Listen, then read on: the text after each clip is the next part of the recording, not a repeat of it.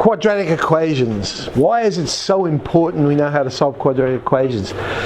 Because when it comes to polynomials, every polynomial can be factorised to be a combination of linear and quadratic factors. Now, linear one's very easy, so of course quadratics, that's the other type of equation we'd really like to know how to solve. The basic idea behind solving a quadratic equation is that when you have two things multiplied together to equal 0, one of those things must be 0. That's the basic idea. Maybe both of them, but anyway, one must be. So here we go, we have our quadratic.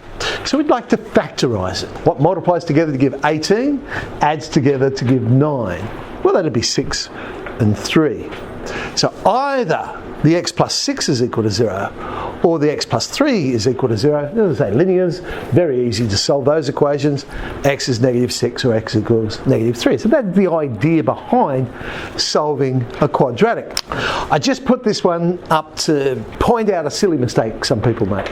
Sometimes when people look at this one, they forget the obvious. X is a factor here, so there is a possibility that x equals 0. Sometimes, because it's not in parentheses, people sometimes neglect it. As I mentioned to you, in maths we like to look for patterns to make life easier, because of course not every quadratic can be factorised over the real numbers. Again, if I was dealing with imaginary numbers, yes, every quadratic could be factorised, but not every equation can. So we have this wonderful formula. X equals negative b plus or minus the square root of b squared minus 4ac all over 2a. Here's a quadratic. Can it be factorised? Don't think so. We plug it into our formula. 25 and 32 is 57. Now that doesn't simplify down.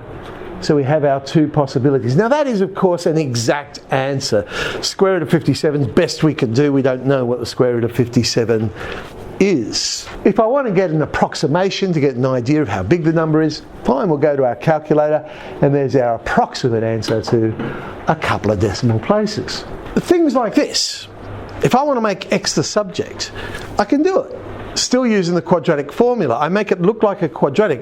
I just treat y like it's a constant number. So I get minus 3 plus y, plug it into the formula, and that one does simplify because of course 4 goes into both 4 and 16. I can pull that out of the surd, and we have x as the subject. Negative 4 plus or minus 2 root 7 plus y over 2. Oh, of course 2 goes into 4 and 2, doesn't it? So we get an even tidier answer. Okay.